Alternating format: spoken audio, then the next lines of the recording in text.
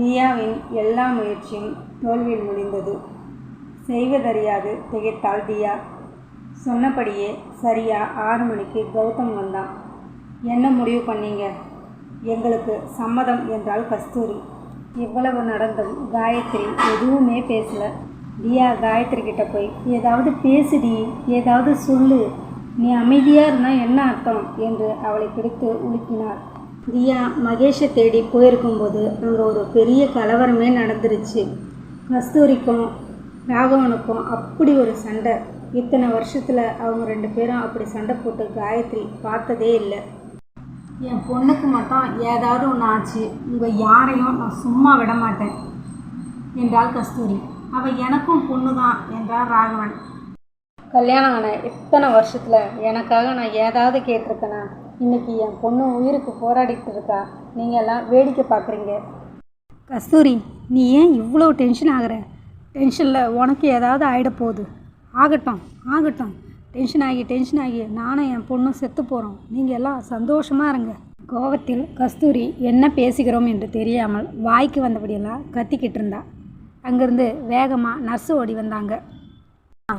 இது என்ன ஹாஸ்பிட்டல்னு நினச்சிங்களா, இல்லை உங்கள் வீடுன்னு நினச்சிங்களா? ஐசியூ முன்னாடி நின்றுட்டு இப்படி கத்திக்கிட்டு இருக்கீங்க. தயவு செய்து அமைதியாக இருங்க, இல்லை வெளியே போயிடுங்க. உங்களால் மற்ற பேஷண்ட்டுக்கும் டிஸ்டர்பன்ஸாக இருக்கும். டாக்டர் வந்தால் என்ன தான் திட்டுவார் என்றார். கஸ்தூரி, புரியுதா உனக்கு? தயவு செய்து கொஞ்சம் அமைதியாக இரு என்றார் ராகவன். அதற்குள் தியாவும் வந்துவிட அவளும் மனம் இல்லைன்னு சொன்னதுனால கஸ்தூரி ரொம்பவே உச்சபட்ச கோவத்துக்கு போயிட்டா. சரியா 6 மணிக்கு கௌதம் வந்தான். என்ன முடிவு பண்ணியிருக்கீங்க? எங்களுக்கு சம்மதம் என்றால் கஸ்தூரி. காயத்ரியும் ராகவனும் வாயையே திறக்கலை. தியாவை அலட்சியமாக ஒரு பார்வை பார்த்தவன், சரி நாளைக்கு காலையில் 7:30-9 முகூர்த்தம். ஹாஸ்பிட்டல் வாசலில் இருக்க கோவிலில் சிம்பிளாக கல்யாணத்தை முடிச்சிடலாம். அடுத்த நிமிஷம் உங்கள் கையில் 10 லட்சம் ரூபாய் இருக்கும்.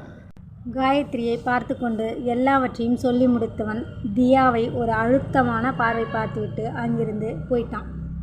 1 மணி நேரத்தில் திரும்பி வந்த கௌதம் ஒரு பட்டுப்புடவை, அதுக்கு மேட்சாக ப்ளவுஸு, அதுக்கு தேவையான ஜுவல்ஸு எல்லாமே வாங்கி எடுத்துகிட்டு வந்து காயத்ரி கிட்ட கொடுத்தான்.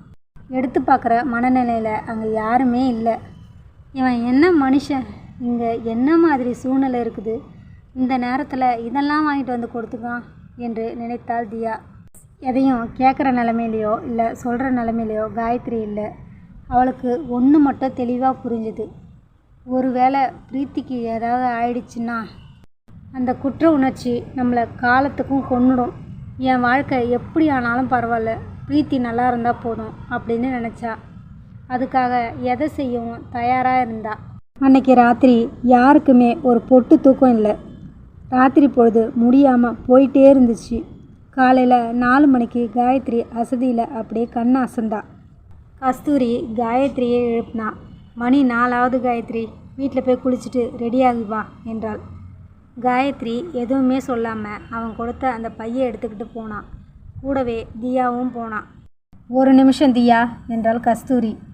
தேவையில்லாமல் அவளை குழப்பிக்கிட்டு இருக்காத, அவ்வளோதான் உனக்கு சொல்லுவேன் என்று தியாவை எச்சரித்து அனுப்பினாள் கஸ்தூரி. தியா எதுவும் சொல்லாமல் காயத்ரி கூட போனான். என்னாச்சு காயத்ரி, ஏன் நீ எதுவுமே சொல்ல மாட்ற என்றாள் தியா. அவள் கையை பிடித்து கொண்டு காயத்ரி ஒரே ஒரு விஷயந்தான் சொன்னான். தியா, எனக்கு எல்லாமே புரியுது, ஆனால் என்னால் எதுவுமே பண்ண முடியல. ஒரு விஷயம் மட்டும் நீ நினச்சி பாரு. ஒருவேளை பணம் இல்லாமல் பிரீத்திக்கு ஏதாவது ஆயிடுச்சுன்னா அதுக்கப்புறம்? காயத்ரி, 2 தடவை நம்ம கண்ணாலேயே பார்த்துட்டோம். ஒவ்வொரு தடவையும் அவன் ஒவ்வொரு பொண்ணு கூட சுற்றுறான். அவனோட குணத்துக்கும் உன்னோட குணத்துக்கும் எப்படி சரியாக வரும்? யாரும் சொல்லுவாங்க கல்யாணத்துக்கு அப்புறம் சரியாயிடும், குழந்த பிறந்தா சரியாயிடும், ஒரு பொண்ணு நினச்சா ஒரு ஆம்பளைய எப்படி வேணால் மாற்றலாம்னு. ஆனால் அதெல்லாம் நடைமுறைக்கு ஒத்து வராது. கல்யாணத்துக்கு அப்புறம் போய் அவனை திருத்துறது நம்ம வேலை இல்லை. இத்தனை வருஷம் திருந்தாதவன் நம்ம சொல்லி திருந்த போகிறதும் இல்லை. உன் தங்கச்சிக்காக நீ ரிஸ்க் எடுக்கிற. தயவு செய்து இப்படியே என் கூட வந்துரு, நம்ம கோயம்புத்தூருக்கு போயிடலாம். அப்பா கிட்ட சொல்லி உனக்கு நான் ஒரு வேலை வாங்கி தர சொல்கிறேன். வேணாம் காயத்ரி, என் பேச்சை கேளு, என் கூட வந்துரு. என் தங்கச்சி உயிரை விட என் வாழ்க்கை தான் பெருசுன்னு என்னால் வர முடியாது தியா. தயவு செய்து என்னை மன்னிச்சிரு.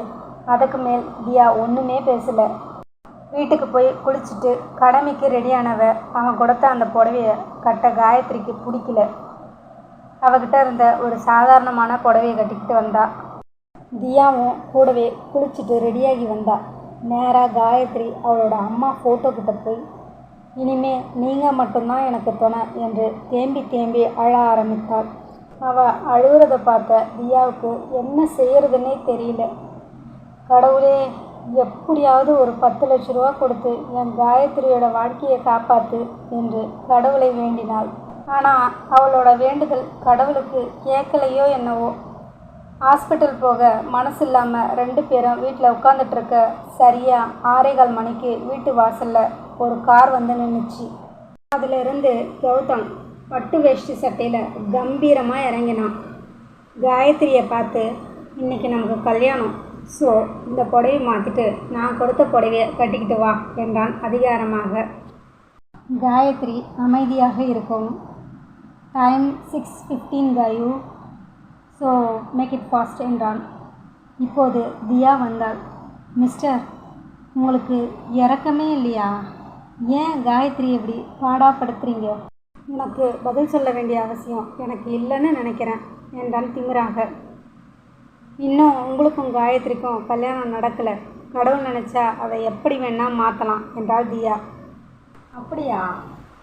எப்படியும் இந்த கல்யாணம் நடந்துரும்னு நினச்சி 10 லட்ச ரூபாய் இப்போ தான் இவங்க அப்பா கிட்ட கொடுத்துட்டு வந்தேன். நீ சொல்கிறத பார்த்தா கல்யாணம் நடக்காது போல இருக்கே. நான் பணத்தை திருப்பி வாங்கிக்கிறேன். மூச்சு திணறல் அதிகமாக இருக்குன்னு டாக்டர் சொன்னார். இட்ஸ் ஓகே, நடக்கிறது நடக்கட்டும் என்று வெளியே போக திரும்பினான் கௌதம்.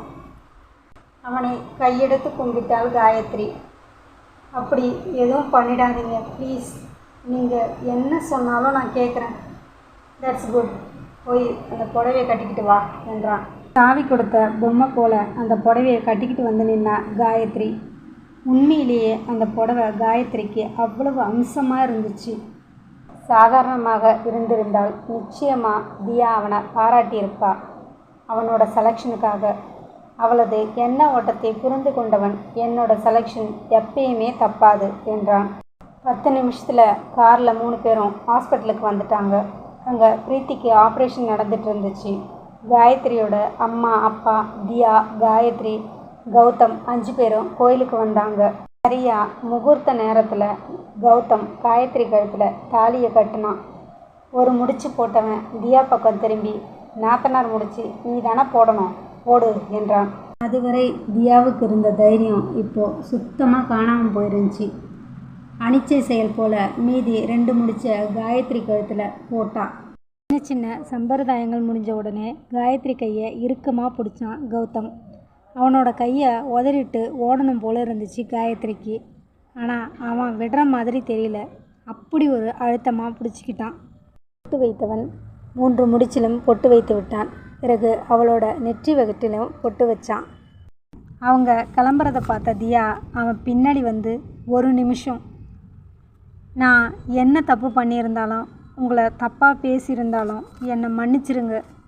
தயவு செய்து காயத்ரியை நல்லா பார்த்துக்கோங்க. உனக்கு பணிவாக கூட பேச தெரியுமா என்றவன், பொண்ணை பார்க்கணும், மாப்பிள்ளையை பார்க்கணும், ஃப்ரெண்டை பார்க்கணுன்னு யாரும் என் வீட்டு பக்கம் வந்துடாதீங்க, முக்கியமாக உனக்குத்தான் என்றான் தேவாய்ப்பார். காயத்ரியோட கையை பிடிச்சி கூட்டிகிட்டு போனான். பலியாடு மாதிரி அவன் பின்னாடியே போகிற காயத்ரியை பார்க்க பார்க்க தியாவுக்கு ஓன்னு கத்தி அழணும் போல் இருந்துச்சு. காயத்ரி யாரையும் திரும்பி கூட பார்க்கல, நிமிந்து பார்க்கல. பார்க்கிங்கில் இருந்த காரில் 2 பேரும் போய் உட்காந்தாங்க.